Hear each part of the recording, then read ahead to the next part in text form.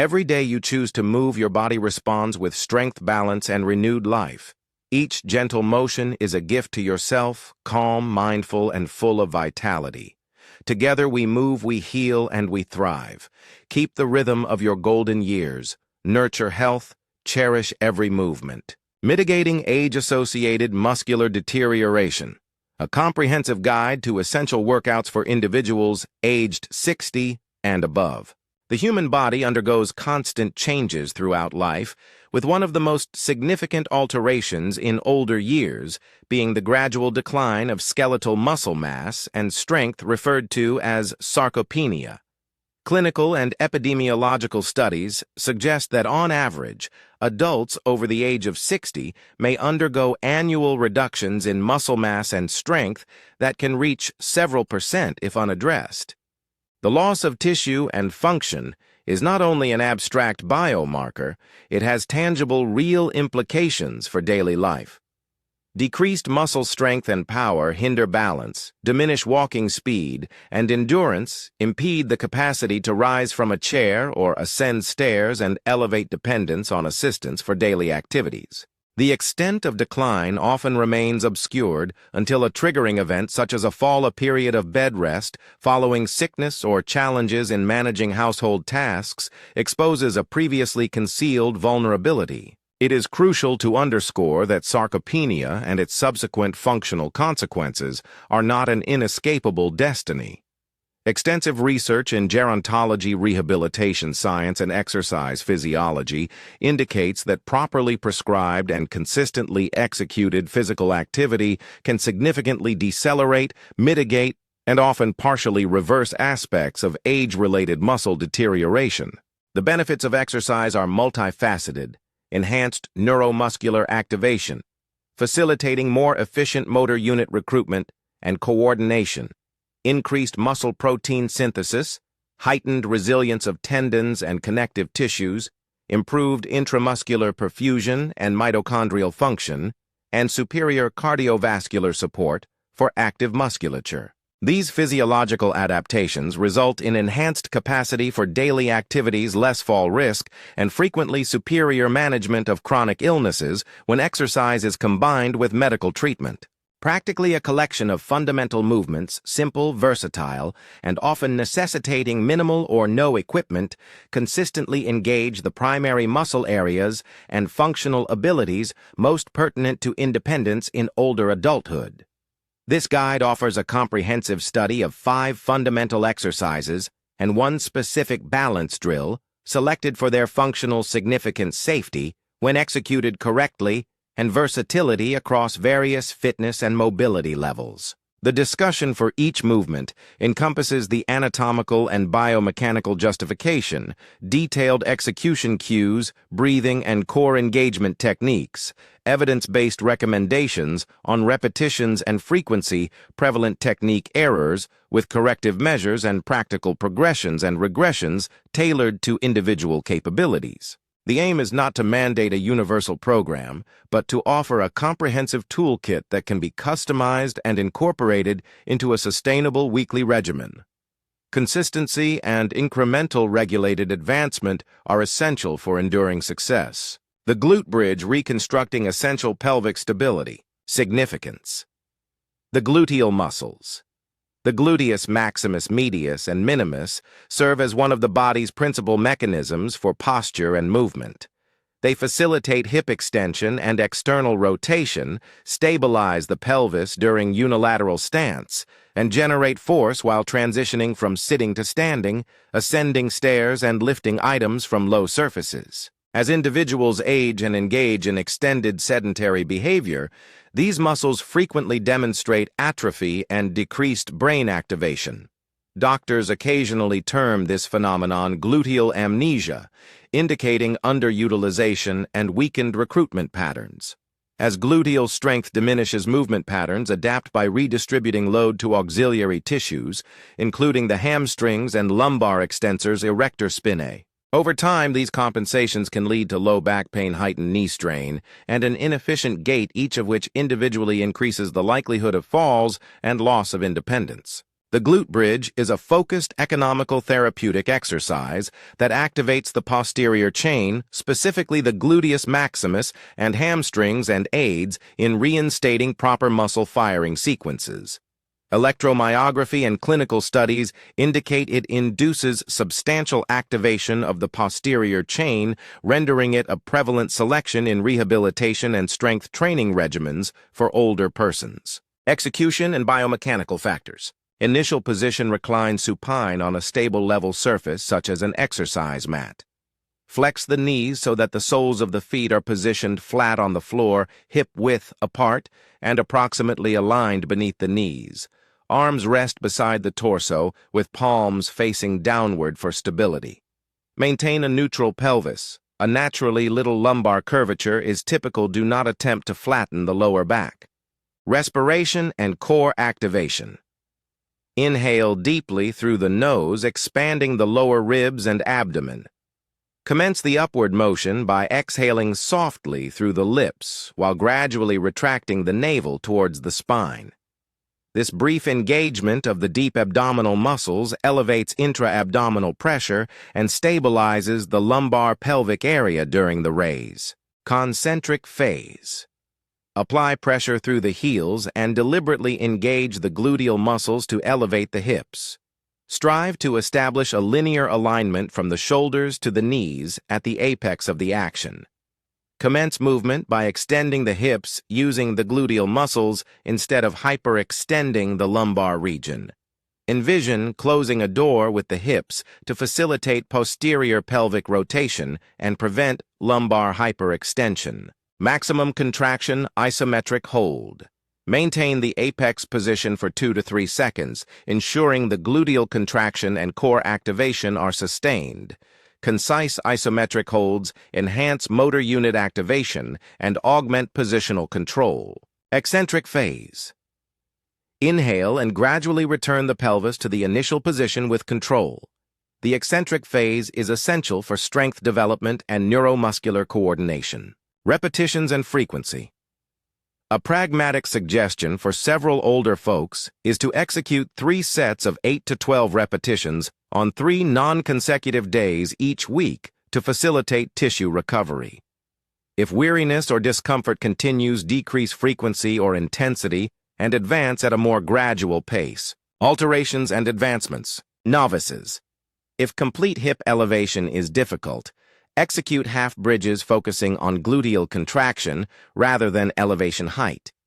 Incremental intentional raises of several centimeters establish proper motor habits securely. Physical prompting. A clinician may place a hand on the posterior thigh to facilitate activation of the gluteal muscles and offer proprioceptive feedback. Advancements. Single leg glute bridge. Extend one leg fully while the supporting limb sustains the weight. This significantly elevates the stress on the gluteal muscles and necessitates enhanced pelvic stabilization. Loaded variant position, a lightweight across the hips, such as a padded sandbag or dumbbell, to augment resistance.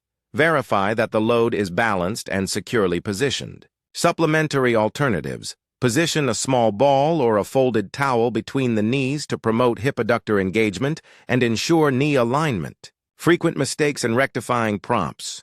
Hyperextension of the lumbar region. Elevating the hips excessively resulting in an arched lumbar spine is a common error. Utilize a mirror or input from a practitioner to verify a straight alignment from shoulders to knees. Instruction. Elevate using the hips, not the lumbar region. Inadequate gluteal activation. Numerous individuals perceive the motion in the hamstrings or lumbar region. Engage the glutes prior to commencing the movement and exert pressure through the heels. Knee deviation. Permitting the knees to converge inward diminishes efficiency. Instruction. Maintain the alignment of the knees over the second toe, or apply gentle outward pressure on the knees against minimal resistance. Position of the neck. Maintain the head in a comfortable position on the floor. Refrain from excessively tucking the chin or tilting the head backward. Clinical considerations. Following recent hip surgery or considerable hip discomfort, consult a physical therapist for personalized adjustments. Individuals with acute low back pain should advance with caution and emphasize pain-free mobility. The squat, the foundation of functional lower body strength. Significance. The squat is a fundamental multiplanar functional exercise. This compound movement involves the hip, knee, and ankle joints together with the primary muscle groups, mainly the quadriceps, gluteals, and hamstrings, resulting in a training impact that directly applies to daily tasks. The ability to do a controlled squat is fundamental to numerous daily activities, standing from a chair, entering and exiting a vehicle, ascending and descending stairs, and moving or transporting items. Research indicates that systematic squat training in older persons can yield significant enhancements in functional strength and diminish fall risk, highlighting the squat's pivotal position in strength and injury prevention initiatives. A prevalent fallacy is that squats are detrimental to the knees. Biomechanical research suggests otherwise. When executed with proper technique, squats fortify the structures that support the knee and enhance load distribution across the joint. Nevertheless, suitable advancement focus on technique and customization for mobility and discomfort constraints are crucial. Execution and biomechanical factors. Initial position. Position the feet somewhat wider than shoulder width apart, with toes directed forward or exhibiting a modest outward rotation, 5 to 15 degrees, to align with natural hip architecture. Adopt an erect posture with the chest up, shoulders at ease and slightly retracted, and a neutral spinal alignment. Fundamental engagement and initiation. Delicately activate the abdominal musculature. Commence descent by flexing at the hips. Envision propelling the pelvis posteriorly towards an unseen chair. Commencing from the hips alleviates pressure on the knees and enables the posterior chain to contribute. Eccentric phase. Descend by permitting the knees to flex while maintaining their alignment with the toes. The knees must align with the direction of the feet and not converge inward. Prevent knee valgus. Descend to a depth that facilitates the preservation of proper posture and balance. For many, this may first involve a chair seat. Maintain the heels in contact with the ground. Inhale through the nostrils during descent. Concentric phase. Exhale while ascending through the heels, actively activating the quadriceps and gluteal muscles to achieve an upright position. Preserve core tension to stabilize the spine and avert anterior collapse. Modifications for diverse capabilities. Assisted chair squat. Utilize a robust chair positioned behind for safety. Descend gradually and rise predominantly with the legs, reducing reliance on hand support.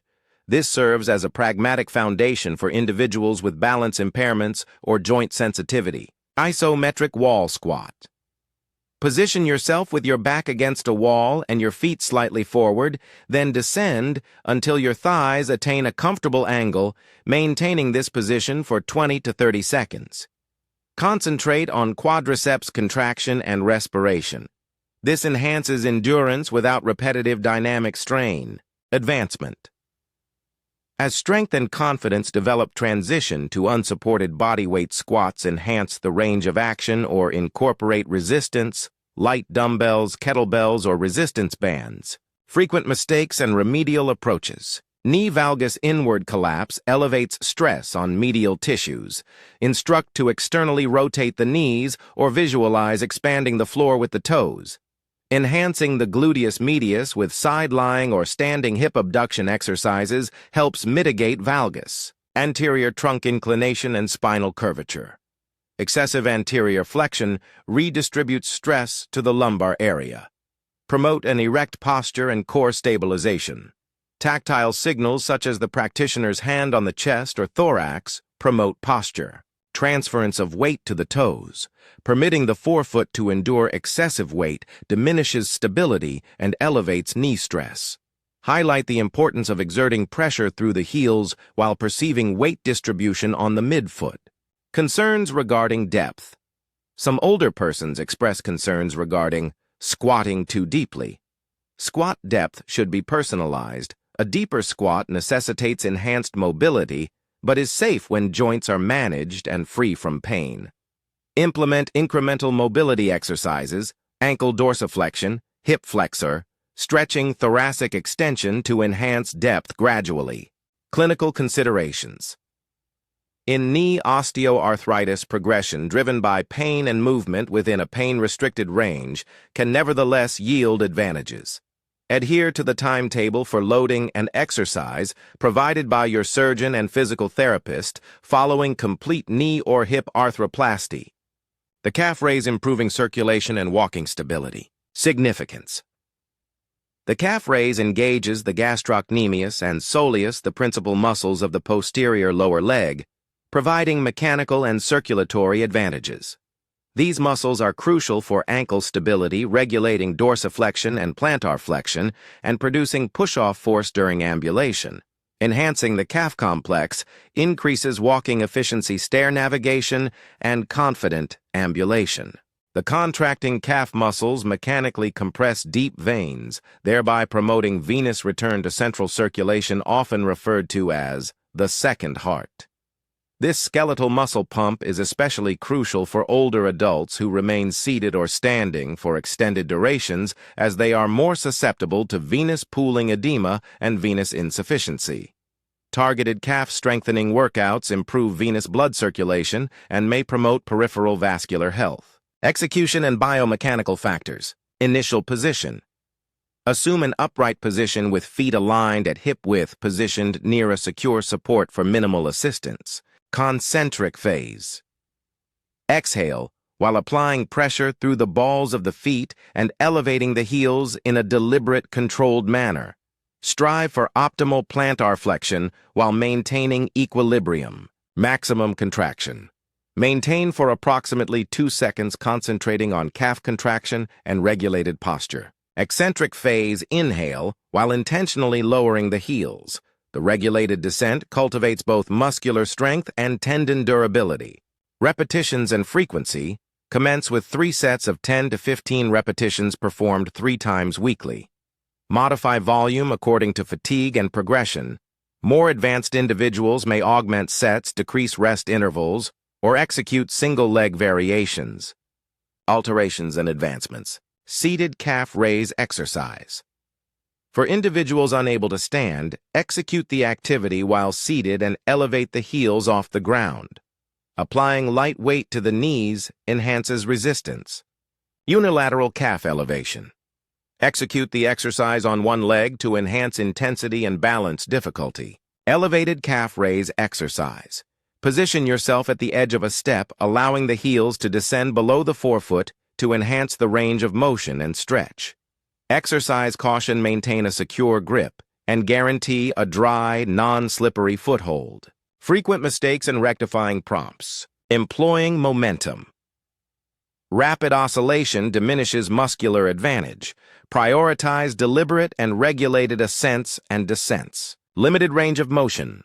Promote elevating to the highest feasible level while regulating the decline. Excessive dependence on assistance. Hands may gently contact support for stability, but must not exert force to raise. The legs must provide the movement.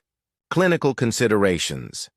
Individuals with substantial peripheral artery disease or recent deep vein thrombosis should seek clinical advice prior to progressing with calf-centric training. Eccentric loading under professional supervision can be useful for Achilles tendinopathy. Scapular retraction, rectifying posture, and mitigating upper body discomfort. Significance.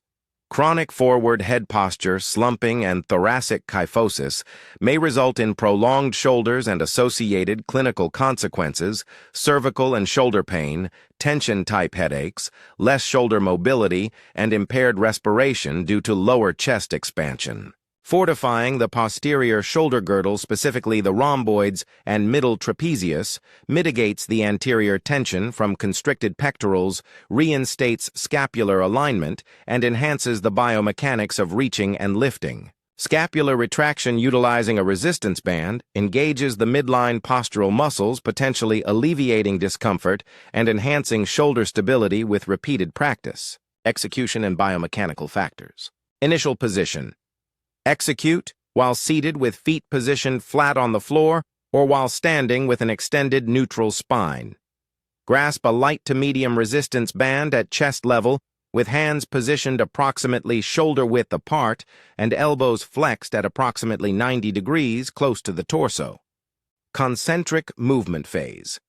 Exhale while extending the band outward, concentrating on contracting the shoulder blades as if compressing a small object between them.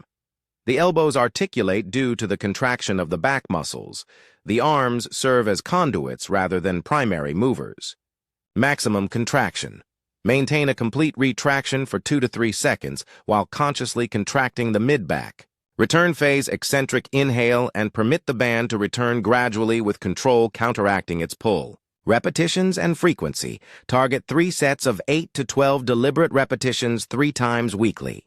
Frequent mistakes and remedial approaches. Elevating the shoulders in a dismissive manner. Shoulder elevation engages the upper trapezius rather than the mid-back. Maintain the shoulders in a relaxed and slightly lowered position. Dependence on weaponry. If the arms predominate, decelerate the movement and instruct to lead with the shoulder blades to guarantee the sensation is a midline contraction. Curving the lumbar region, preserve core engagement to avert compensatory lumbar extension during the pull. Pragmatic advice. In the absence of a band, execute scapular squeezes without resistance. Merely retract the shoulder blades and maintain the position repeatedly for isometric advantage. Clinical considerations. Individuals with rotator cuff pathology or adhesive capsulitis should adhere to doctor recommendations. Commencing with minimal resistance and elevated repetitions is frequently suitable. The push-up maintaining upper body and core strength. Significance. The push-up is a compound upper body exercise that targets the pectoralis major anterior and middle deltoids, triceps and serratus anterior, while requiring core activation to sustain a stable plank position. It applies to numerous daily activities necessitating exertion, opening heavy doors, rising from a low surface, or supporting the torso to regain balance. Due to the difficulties many older persons face with standard floor push-ups, a graded method that maintains biomechanics while slowly enhancing load is crucial. Advancements and setbacks. Wall push-up. Beginner, position yourself facing a wall at arm's length. Position hands slightly beyond shoulder width at shoulder level. Recede to create a subtle tilt in the body. Inhale while bending the elbows to descend toward the wall and exhale while pressing back. This alleviates strain and is secure for initial training. Inclined push-up intermediate level. Utilize a stable elevated surface countertop robust sofa back. The diminished surface area correlates with an increased load capacity. This maintains advantageous joint angles and incremental loading. Advanced intermediate knee push-up. From a knees-supported plank position, sustain a linear alignment from head to knees. This diminishes the lever arm relative to a complete push-up while continuing to activate the core and upper body. Advanced traditional push-up. Maintaining a position on the toes while receiving full body support from the hands and feet necessitates increased absolute strength. Considerations regarding respiration and posture. Respiration, inhale when descending and exhale while pressing to enhance core stability and ensure safe effort. Position of the elbow. Refrain from excessive elbow abduction. Maintain elbows at approximately a 45-degree angle to the torso to alleviate shoulder strain. Spinal alignment. Maintain a straight body posture. Avoid hip sagging or elevation. Activate the gluteal muscles and lower abdominal region to sustain a stable plank position. Frequent mistakes and rectifying prompts. Drooping hips. A drooping midline signifies a weakened core. Prompt to engage the abdominal muscles and contract the gluteal muscles. Positioning of hands. Excessively wide or narrow hand positioning modifies joint tension. The hand width should be comfortable, approximately equivalent to shoulder width. Position of the neck. Refrain from extending the neck. Maintain a neutral head position in accordance with the spine. Clinical considerations. Shoulder discomfort may impede advancement. Evaluate incline or wall alternatives and obtain a clinician's assessment for ongoing suffering. Wrist discomfort might be alleviated by utilizing fists, push-up bars, or executing incline variants. Pragmatic incorporation of exercises into a weekly regimen. To implement these movements into a practical regimen, consider a balanced weekly structure that integrates weight training with functional and balance exercises.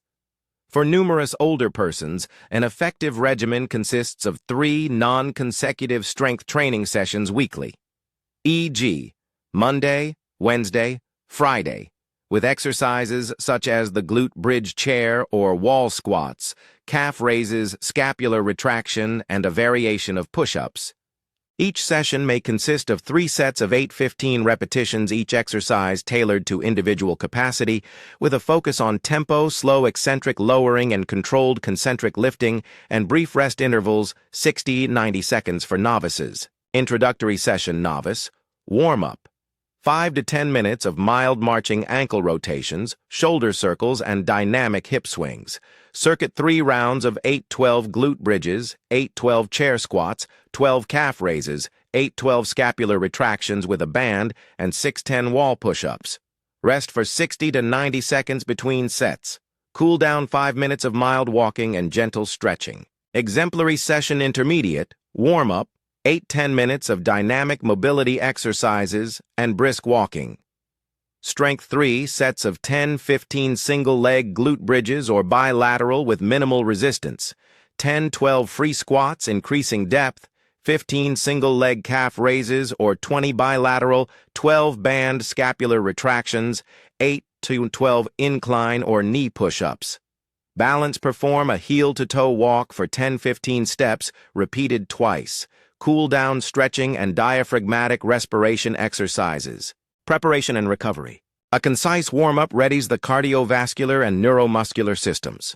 Appropriate warm-up activities encompass easy walking, marching, in situ ankle rotations, dynamic hip oscillations, arm rotations, and light shoulder and thoracic mobility exercises. Warm-up enhances tissue temperature, neuromuscular preparedness, and joint lubrication. Engaging in light walking and mild stretching of key muscle groups, calves, quadriceps, hamstrings, chest, and hip flexors, post-exercise facilitates recovery and enhances flexibility. Utilize deep diaphragmatic breathing and progressive relaxation to diminish sympathetic reactivity.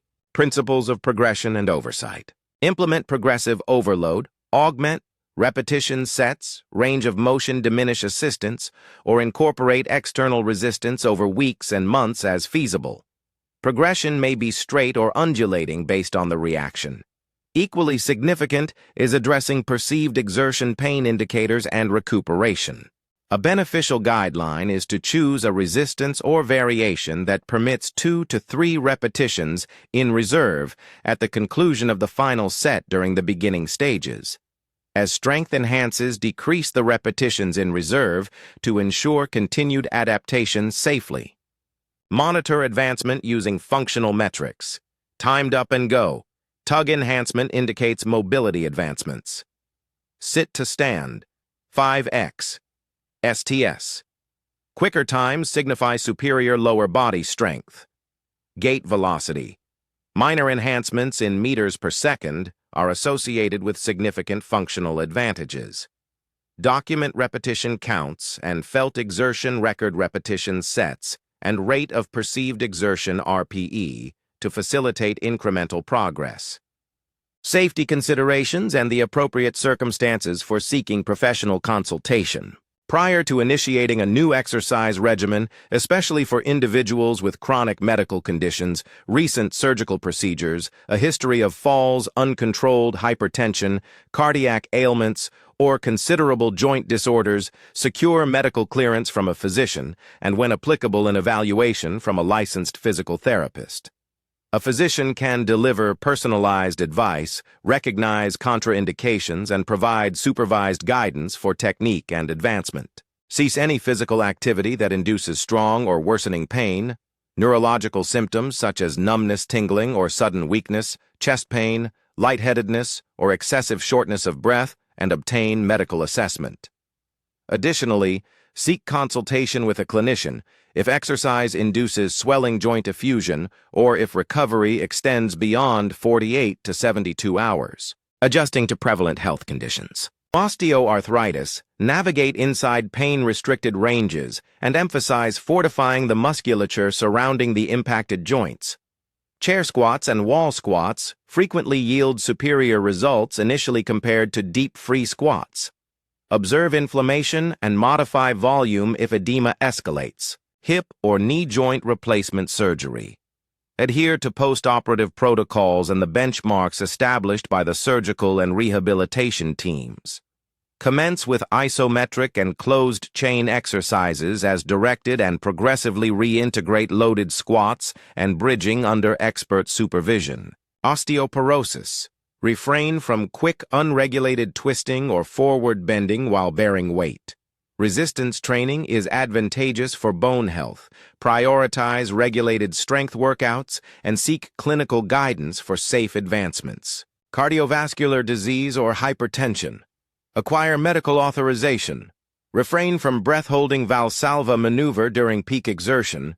Emphasize proper breathing techniques and moderate intensity while observing symptoms. Incorporating physical activity into everyday routines and illustrative instances. Compliance enhances when exercises are included into everyday routines and functional activities. Several pragmatic illustrations. Perform chair squats as part of the morning routine. Rise and lower into a seated position 5 to 10 times twice each morning to enhance leg strength in a practical manner. Execute countertop push-ups during culinary activities. Conduct short sets while waiting for water to boil or during television ad intervals. Heel-to-toe ambulation, as a postprandial activity brief, walks subsequent to meals enhance balance and diminish inactive duration. Perform calf rises while brushing teeth. 2 sets of 15 heel lifts with each session yield significant volume. Execute scapular retraction with a band while seated. Conduct low-resistance sets during brief intervals to mitigate forward head and shoulder posture resulting from extended sitting. Bonus exercise: the heel-to-toe gait for dynamic equilibrium. Significance. Static strength serves as an essential foundation. Nevertheless, dynamic balance, the ability to sustain stability while movement, frequently emerges as the pivotal factor for safe navigation in daily surroundings. The heel-to-toe tandem walk is an elementary exercise that enhances proprioception, lower limb coordination, and the neuromuscular responses essential for sustaining balance during forward movement. Implementation and methodology. Configuration. Select a distinct linear corridor. Maintain an upright posture with an open chest and relaxed shoulders. Direct your eyes towards a fixed point ahead to reduce downward glances. Locomotion. Begin by extending the arms laterally for stability. Advance by positioning the heel of the front foot directly against the toes of the rear foot, establishing a thin foundation. Proceed with measured intentional movements, emphasizing precision over rapidity. Advancement. Proceed. 10 to 20 steps, halt, then execute a safe turn and retrace your path. Initial practice should take place adjacent to a wall or counter for little assistance. Gradually diminish hand assistance as confidence increases. Once stability is achieved and the risk of tripping is minimal, execute the drill on a moderately cushioned surface as a challenge. Clinical significance. The heel-to-toe walk improves sensory-motor integration and develops the reflexive and voluntary reflexes necessary for regaining balance during disturbances, which are essential for fall prevention. Considerations for recovery: sleep and diet. Restoration. Older individuals initiating a program should allow a minimum of 1 day of rest between strength workouts that target the same muscle groups. Recovery may involve active pursuits, such as mild walking and mobility exercises, rather than total rest. Soreness that diminishes within 48-72 hours is typical. However, persistent or escalating discomfort necessitates assessment. Slumber-sufficient sleep facilitates muscle protein synthesis, hormone control, and recuperation. Promote consistent sleep routines and see a healthcare professional for any existing sleep issues. Nutrition. Protein consumption helps muscle preservation and restoration. Older adults typically necessitate greater per-meal protein intake than younger persons to promote muscle protein synthesis. Strive for balanced meals, incorporating high-quality protein sources throughout the day. Proper hydration and sufficient caloric intake are essential for facilitating activity and recuperation. For tailored nutritional advice, seek the counsel of a qualified dietitian. Assessing and commemorating advancement. Minor persistent advancements accumulate. Monitor functional benchmarks, sit-to-stand duration gait, velocity count of continuous steps, subjective assessments, balance confidence, stair climbing ease, and workout records. Recognize advancements in performance, e.g. transitioning from wall to incline push-ups, instead of focusing on a specific weight or numerical value. Alterations in autonomy, vitality, and engagement in esteemed activities constitute significant results of prolonged practice. Common inquiries. What is the time frame for observing improvement? Neuromuscular adaptations, including enhanced coordination and diminished exertion, may manifest within 2 to 6 weeks. Quantifiable strength and functional enhancements generally manifest within 8 to 12 weeks of consistent training and persist with continued advancement. Is it permissible to engage in daily exercise? Brief episodes of low-intensity movement on a daily basis are advantageous. Structured strength training sessions are optimally conducted 3 non-consecutive days per week to facilitate recuperation. Balance and mobility exercises can be performed with greater frequency. Is it advisable to engage in exercise when experiencing pain? Exercise can be safe and beneficial for numerous painful disorders when suitably modified. Nevertheless, acute exacerbation of discomfort, neurological problems, edema, or indications of systemic illness necessitate medical evaluation before resuming exercise. When should I consult a physician? Cease activity and obtain assessment for chest pain, abrupt and severe dyspnea, sudden vertigo or syncope, new neurological impairments, acute weakness, lack of coordination, or uncontrolled or exacerbating joint pain. Conclusion: an anticipatory and practical strategy for healthy aging. The aging process heightens susceptibility to muscle atrophy and functional deterioration. Nevertheless, research from gerontology and exercise science offers a definitive practical approach to alleviate these consequences. The glute bridge squat, calf raise, scapular retraction, and push-up enhanced by dynamic balance training like the heel-to-toe walk provide a concise, evidence-based collection of exercises that engage the most functionally significant muscles and skills for older persons. Consistent practice emphasizing technique, moderate progression, and prudent recovery fosters the maintenance of muscular mass and strength, enhances postural control, improves dynamic balance, and diminishes the risk of losing independence. Success is less reliant on isolated peak efforts and more on consistent engagement. Tiny regular repeats incorporated into daily life lead to significant functional enhancements. Individuals with substantial comorbidities or previous injuries should seek guidance from healthcare professionals to customize workout selections and guarantee safe advancement. Every controlled repetition constitutes not just a fleeting effort, but a commitment to enduring strength, mobility, and quality of life, an investment that yields returns in confidence, autonomy, and engagement in meaningful activities. Every day you choose to move, your body responds with strength, balance, and renewed life. Each gentle motion is a gift to yourself, calm, mindful, and full of vitality. Together we move, we heal, and we thrive. Keep the rhythm of your golden years. Nurture health, cherish every movement.